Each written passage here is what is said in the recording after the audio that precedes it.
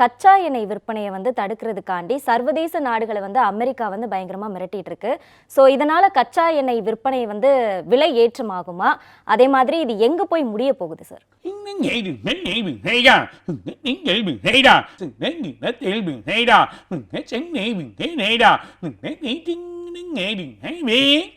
சொல்லாரு ரொம்ப பிரச்சனையை உருவாக்குறதுக்கு இந்த அமெரிக்கா பண்ணுது. இந்த அமெரிக்காவோட பிரச்சனை மிக பெரிய அளவில் போகும். எண்ணெயோட பிரச்சனையை உற்பத்தி பண்ணி அந்த எண்ணெயை வந்து இவங்க மூலிமா தான் விற்கணும், டாலரோட மதிப்பில் தான் எல்லாம் போகணும் அப்படின்ற ஒரு செயல்கள் வந்திருக்கு. ஆனால் உலக நாடுகள் இது யாரும் ஏற்காது. உலக நாடுகள் ஏற்கக்கூடிய நிலைமைகள் கிடையாது. இதில் வழி கிடையாது. ஏன்னா அந்தந்த கண்ட்ரி, ஆனால் சில கண்ட்ரியை இவங்க மிரட்டுறாங்க.